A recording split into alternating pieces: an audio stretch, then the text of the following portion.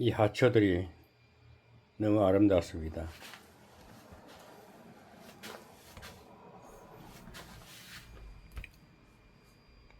하초들이 따뜻하게 온실 속에서 잘 자라고 있습니다. 여기는 선인장. 이 선인장은 물을 좀 적게 준다든지 뭐가 기온이 안 맞고 하면은 고기를 팍 숙여요. 그래서 물을 주고 하니까 또 바닥에 좀 꼿꼿이 서가 있네요. 제가 식물을 그렇게 좋아하지는, 자연은 좋아해도 이렇게 식물을, 이 하초를 깎아본 일은 없는데, 아파트에 경비로 근무하다 보니까 주민들이 이사를 가면서 화분을 이렇게 그냥 버리고 가요. 그래서 제가 이것도 생명체인데 해서 이것을 이제 차에 싣고 와가지고 한 1년 됐네 벌써. 아파트 근무한 지 1년이 넘었으니까. 그래 이렇게 이제 주스다가 이제 내가 안 주스 왔으면은 그냥 버림받아가지고 말라 죽는 거죠. 근데 제가 주스다가 이렇게 이제 화분을 다시 분갈이 해가지고 이렇게 하니까 이 하초들이, 이 선인장도 너무 이렇게 좋아하는 것 같아요. 이 말은 안 해도 우리 사람처럼 말은 안 해도 무언으로 교감이 돼요. 이 하초들이 감사하다, 고맙습니다 하는 이런 영음이 들립니다. 이쪽 이 하초는 이름 모르겠는데 조그만했어요. 조그만 화분에 그냥 누가 버린 것을 크도 안 하고 죽도 안 하고 있길래 주워다가 지금은 엄청 잘 자라고 무성해졌어요. 보세요. 굉장히 분갈이 해가지고 조그마한 손바닥만한 화분에, 종이 같은 화분에 담겨져 있는 것을 이렇게 해가지고 해놓으니까 너무 이 하초가 가장 나를 보고 좋아하는 것 같아요. 또 이 선인장도 지난 겨울에 제가 조금 생각이 부족해가지고 그냥 이게 추울 때에 찬스리를 맞았어요. 다 죽었는데 다 꼬꾸라지고 기울어지고 휘어진 것을 이제 방에 넣어놨다가 우리 거실에 넣었다가 겨울을 보내고 이제 일부 죽은 것은 버리고 알로에 같은 건 다 죽더라고. 죽고 버리고 요 선인장 이렇게 다시 이렇게 봄에 가지고 이렇게 하니까 얼마나 잘 자라고 예쁜지 모르겠어요. 여기도 밑에 보면 작은 화분도 이거 다 버려진 것을 지금 얼마 전에 주워 난 건데 너무 아름다워요. 이 하초들이 생명입니다. 동물이나 식물이나 하나님이 가꾸는 겁니다. 이 하초도 지금 밑에 뿌리가 썩어가지고 반은 썩었는데 제가 이렇게 지주대를 세워가지고 또 뿌리가 한쪽은 살아나더라고. 그래서 지금도 굉장히 많이 컸어요. 그렇죠. 이름도 모르지만은 가지 각색입니다. 이 선인장은 엄청 키가 커요. 키가 크고 멀리서 보면 이렇게 키가 크고 이 가까이서 보면 여기 새로 이제 봉우리가 한 생겨가지고 엄청 커졌어요. 조그마한 싹이 나더만은 이렇게 커졌어요. 그러니까 이 식물들을 키워보니까 이 식물들, 이 하초들이죠.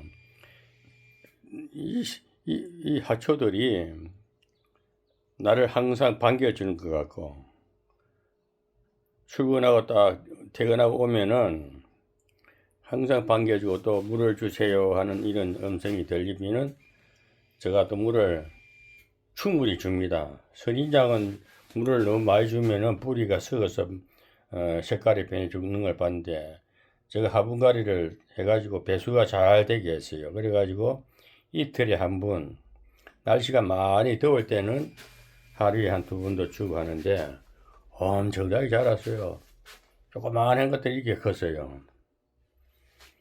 감사하고 여기 앞에 요거는 잎이 무성하게 자라는 건데 엄청나게 무성했는데 설이 안 맞고 다 잎이 딱 죽고 다시 싹이 나는 겁니다. 조금 지나면 또 무성하게 자랄 것 같아요. 그래서 우리가 이 모든 자연적인 것도 우리가 이게 하나님이 창조입니다. 하나님이 창조를 우리가 하나님이 다 가꾸시는데 우리가 그 자연에 그냥 놔두면은 아름답지가 못하죠. 그래서 우리가 자연을 이 하초들도 잘 가꾸고 손질해 주면은 더 아름답죠. 그러면서 이 자연과 더불어 삽니다. 사람은 흙이 원료이기 때문에 땅과 같이 살아야 해요. 발을 땅에 대고 살듯이 이 흙이란 것도 엄청난 그 에너지가 있어요. 우리는 땅의 에너지와 하늘의 기운을 받아가 사는데 이 육신은 항상 건강을 유지하고 장수하려면은 자연 속에서 자연을 잘 가꿔야 됩니다. 그리고 우리 환경 문제가 심각하잖아요. 대기오염 때문에. 그래서 요즘에는 전 세계가 이제 대기오염 때문에 많은 투자를 하고 환경 관리를 하고 하지만은 우리 인류가 편하게 살려고 하다 보면은 자연을 망가뜨리니까 좀 안타깝죠. 그래서 우리가 이제 자연 환경 운동, 뭐 정책적으로 환경부도 만들어지고 하는데, 뭐 아무리 그래 한다 할지라도 가꾸지 아니하면은 의미가 없죠. 저는 저 나름대로 이 공간 활용을 해가지고 이렇게 식물도 가꾸고, 이렇게 미니 골프장을 만들어가지고 제가 심심하면은 골프 연습도 하고 합니다.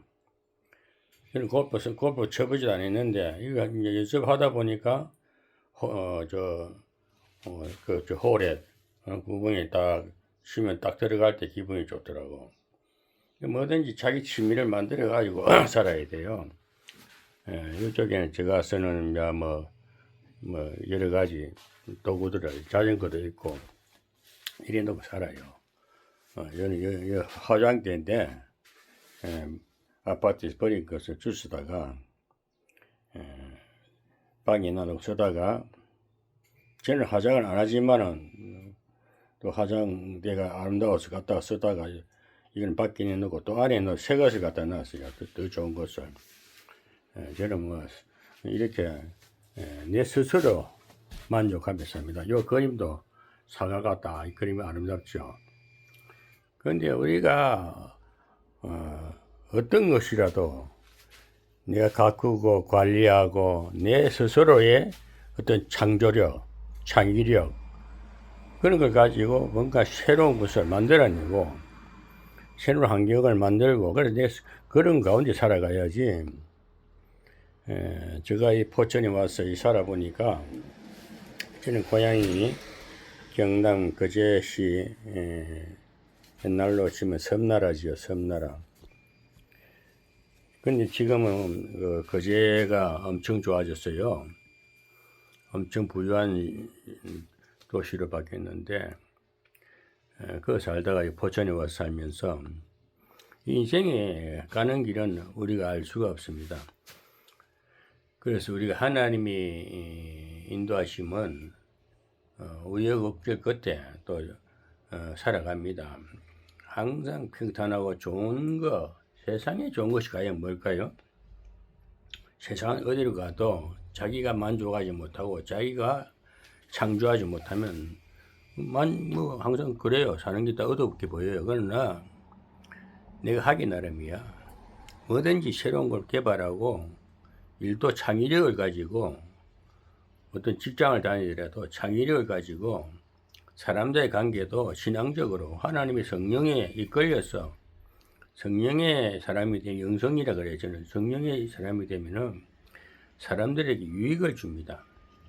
편하게 해줘야 돼. 말 한마디라든지 같이 일을 하는 데 있어서도 내가 모범이 되고 먼저 솔선수범하면은 상대가 좋아하잖아요.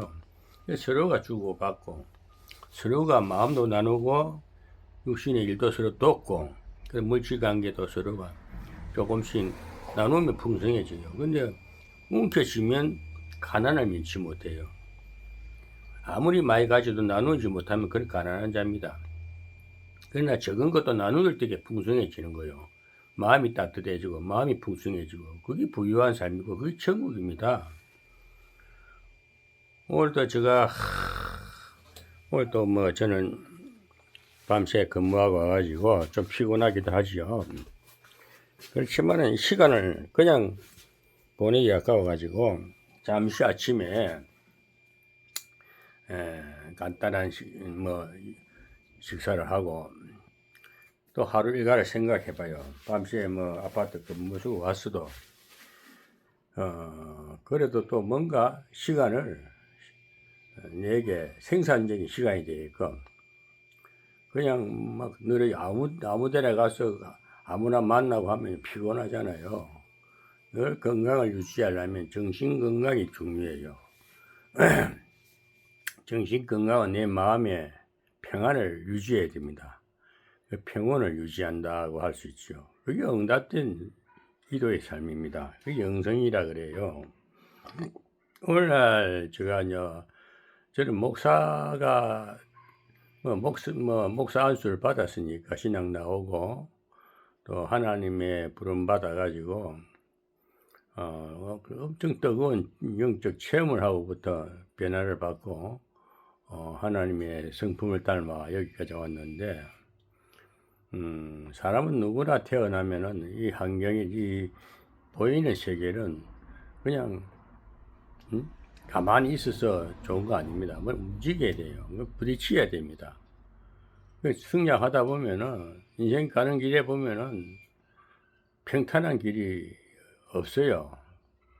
뭔가 부딪히면서 사건 속에서 살아갑니다. 그러면서 깨닫고 또 하나님의 도우심이 뭡니까? 함께 하시면서 극복하게 힘을 주시고 하나님의 영 중에 삼위일체 하나님 중에 성령 하나님이 능력이 하나님 아닙니까? 일하는 하나님, 힘을 주신 하나님, 함께 하심 증거로 생산적으로 새 힘을 주시고 호흡을 주시고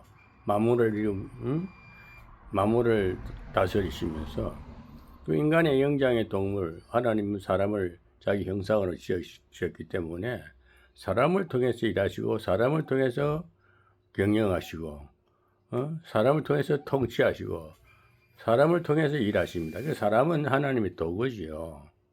그래서 움직이는 하나님, 움직이는 교회 이걸 저는 증거하고 싶어요. 이게 영성신학이라고 영성생활이라 그러고 저는 영성을 자꾸 이렇게 말하게 되는 것은 삶 자체가 하나님의 영에 이끌려 사는 삶 자체를 영성이라 그래요. 근데 영성에 있어서도 차원이 있듯이 어린아이 영성부터 해가지고 노인의 일까지 경륜이 있죠.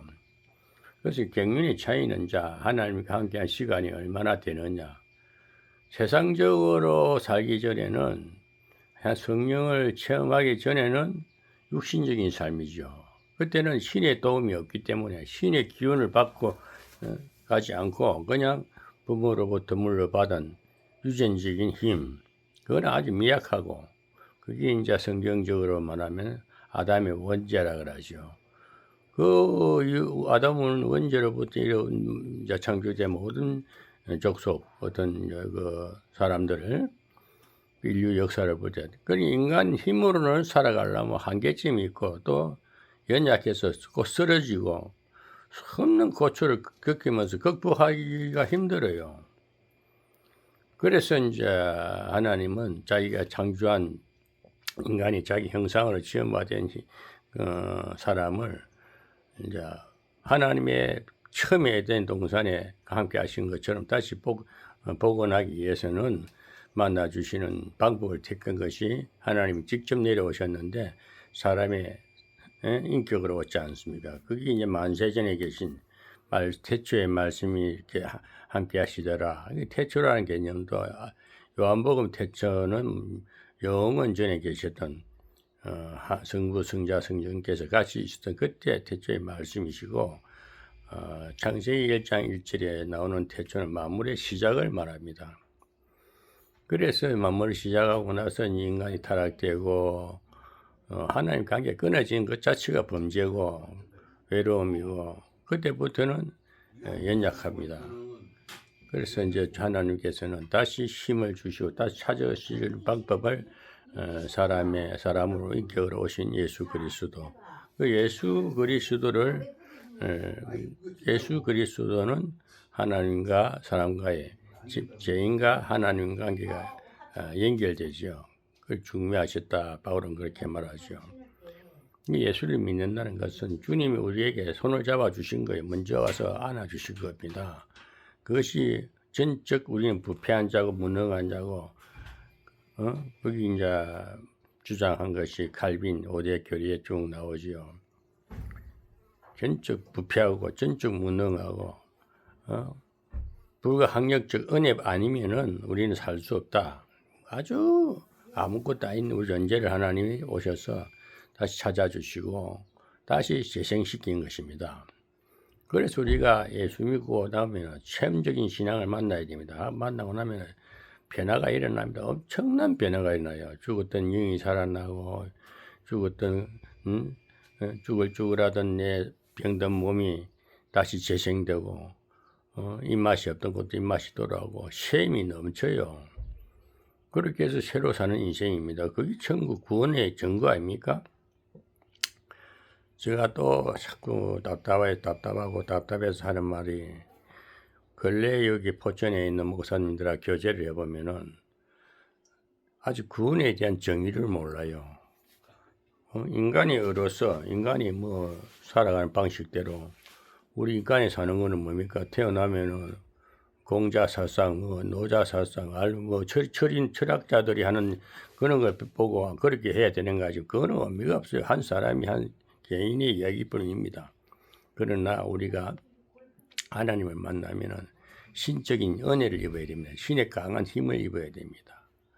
그래서 인간의 어로는 구원을 받을 수가 없고 하나님의 하나님의 능력, 그것이 로마서 1장 17절에 보면은 나오는 그게 이제 바울이 쓴 기록인데 하나님의 의가 나타난다 해서 하나님의 의가 뭡니까? 하나님의 성령의 능력이죠. 그게 나타나니까 내 의로 되는 것이 아니고 구원은 오직 하나님의 의로 된다. 하나님의 은혜로 된다 하는 것을 알게 됩니다. 그때부터 구원은 이제 이미 이루어졌고 구원의 확신 가운데 살아가는 겁니다. 그러면서 이제 신앙이 또 성장이 되지요.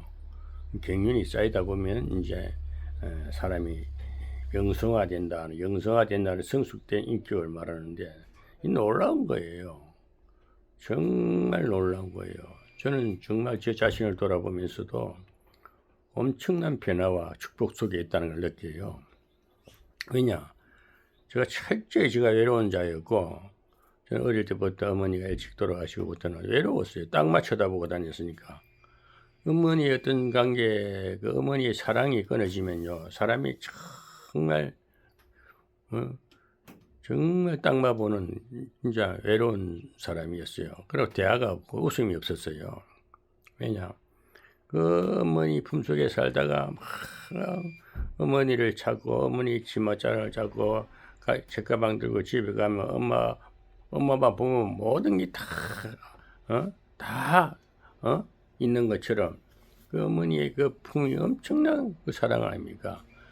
그걸 상실하고 자라면서 얼마나 마음이 외롭고 쓸쓸하고 피폐한 마음이었는지. 그러면서 이제 누구의 도움이 필요 없더라니까. 누가 도와줄 사람 없어. 내 노력을 살라니까 너무 힘들고. 그러니까 사람이 메마르면은 성격이 메마른 증거는 강팍해지는 거예요. 아주 성격이 나빠져요. 그러면서 이제 못된 생활을 하게 되고 또 환경이 그렇게 만들어요.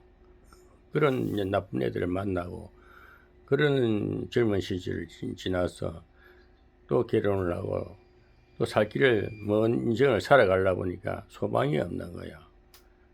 그러고 세속적으로 이제 병들어가지고 담배나 술 먹고 몸은 다 상해 있고 병들고 폐병도 들고 그러니까 망가진 인생이고 완전 상실된 상태에서 주님이 찾아오셔가지고 저를 만나주셨는데요. 지금 생각하면 이건 기적 중에 기적이고 진짜 환생 아닙니까? 다시 사신 거 아닙니까? 부활 아닙니까? 그런데 오늘날 목사들이 보면은 신학 쭉 보면은 하나님의 성령을 만났다고 설교를 성경적으로 한다 보면은 아주 거듭나지 못했어요. 체험하지 못했어요. 진짜 한 된통 맞아보면요. 죽었다 산 자들은 진짜 딴 말 못해요.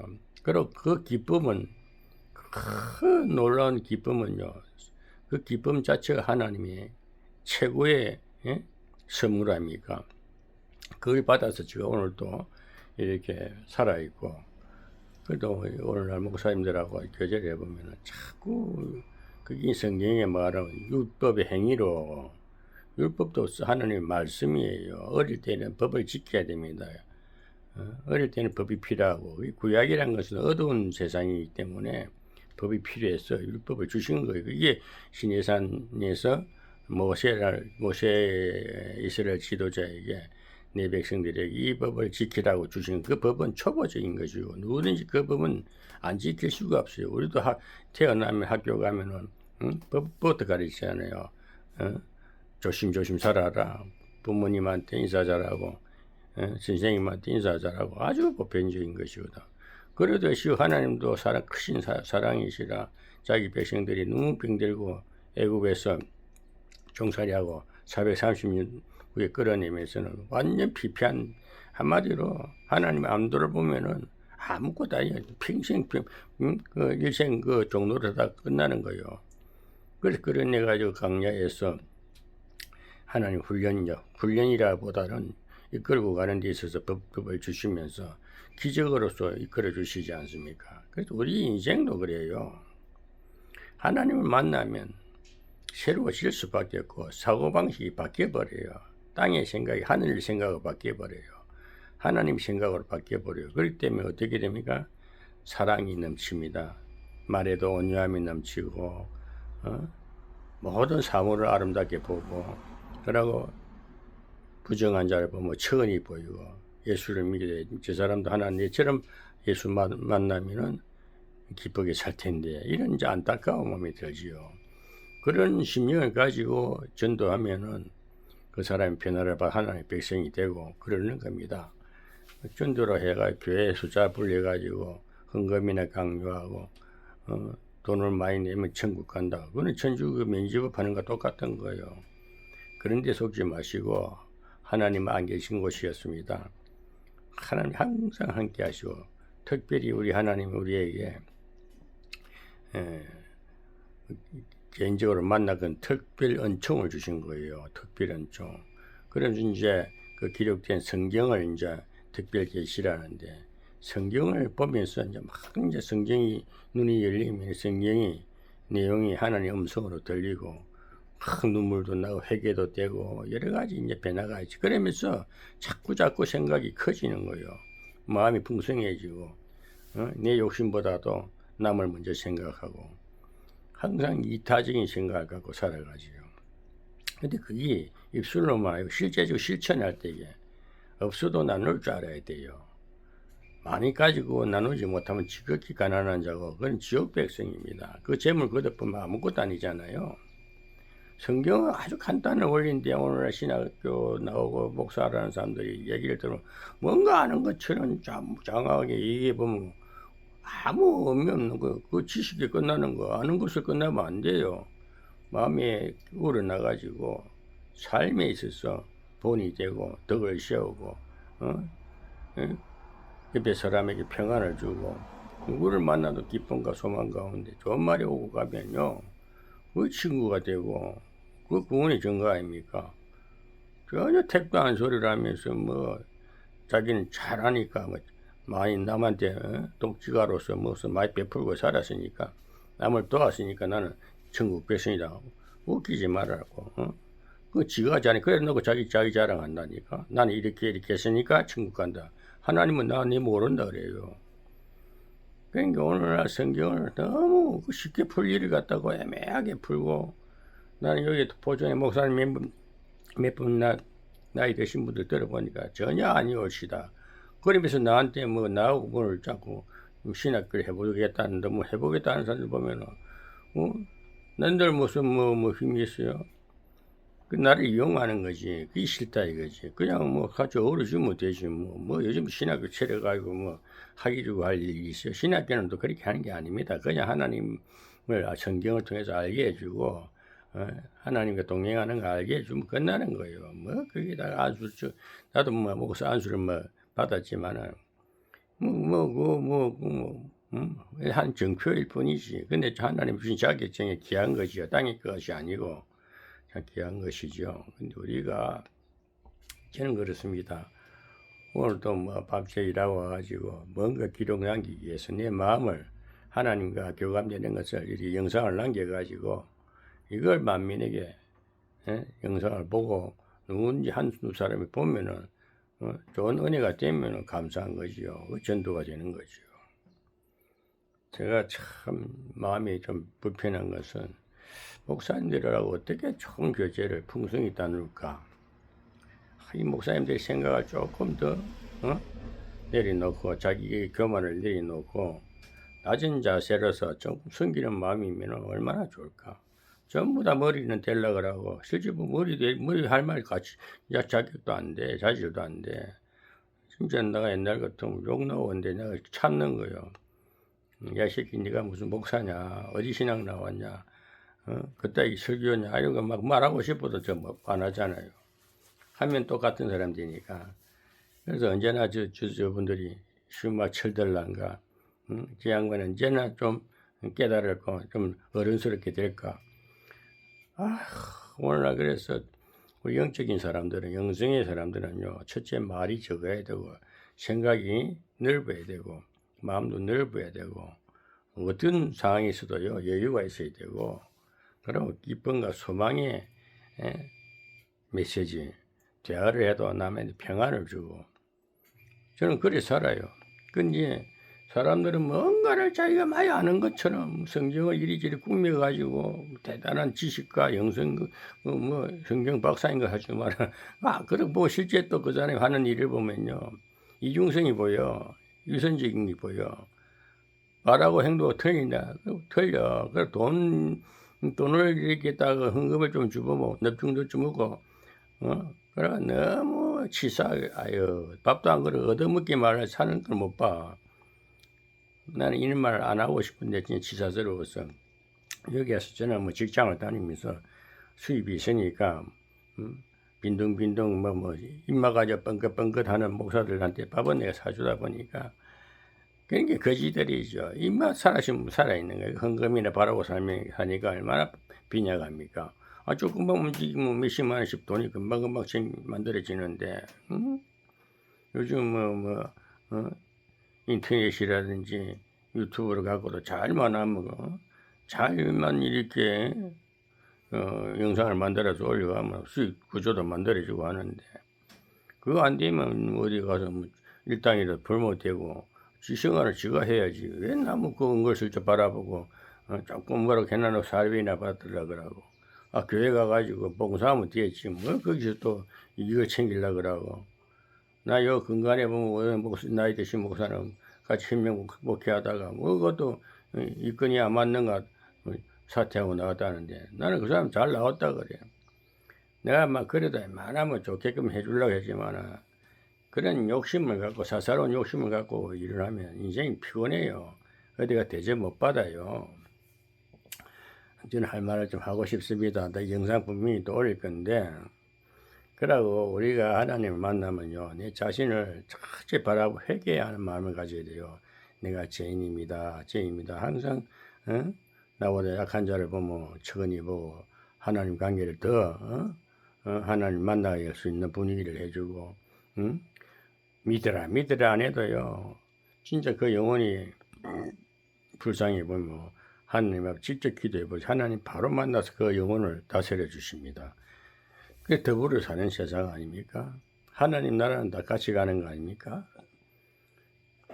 근데 이제 이게 왜 이러냐면은 진짜 하나님을 탁 만나면요 할 말이 없습니다. 내가 죄인이고 하나님 감사합니다. 자꾸 하나님 앞에 기도하게 되고 그리고 겸손해집니다. 근데 이제 물론 성장하다 보면 그 선뿌리가 다 빠지고 치유되기까지는 울퉁불퉁하고 막 지잘난 척도 하고 하죠. 그것도 이해를 하지. 근데 사람이 갈수록 변모되고 변화되고 좋아질 때에 자꾸 성장하고 사람이 참 어제 다르고 그제 다르고 작년에 다르고 올해 자꾸 사람이 이게 성장되는 거 보면요. 사람이 자꾸 밝아지는 거 보면요. 참 저는 그런 사람 보고 반갑고 기뻐요. 근데 옛날이나 지금에 똑같은 소리하고 하나도 뭐 달라진 게 없으면요. 그거 진짜 심각한 병입니다. 사람이 변화를 받아야지. 애들도 크면은 좋은 부모 밑에 좋은 그 환경 속에 자란 애들은 얼마나 아름답습니까? 때로는 시험도 오고 연단도 받고, 응? 그런데 너무 온상이 큰 하초는 보기는 좋을지 몰라도 금방 시들지 않습니까? 그러니 야생아들은 사실사실 때릴 때라 피고 지고 하듯이 우리도 그렇게 야생마처럼 어떤 상황에서도 굳건히 살아가야 되고 많은 사람에게 소망을 주고 기쁨을 주고 같이 동무하며 사는 거 아니겠습니까? 자, 오늘도 아침에 와가지고 저 인생 얘기입니다. 저는 뭐 이 나이에 있는 그대로 어디 과장할 것도 없고 생긴 그 모습 그대로 경상도 보리분디 말투 그대로 그냥 내 사는 환경에 뭐 오늘 하초를 영상 올리다 보니까 자꾸 저는 이 인생에 대한 영성적인 그 설교 같은 소리를 해요. 이게 이제 네 사상인 것 같습니다. 그다음 그 모방도 잘 못해요. 그 있는 그대로 하나님 만나고 현재 내 기쁜 대로 좋은 대로 그래 한 기록을 남기고자 이렇게 아침에 잠시 영상을 올립니다. 감사합니다. 다 건강하시고 백세를 누리시길 바랍니다.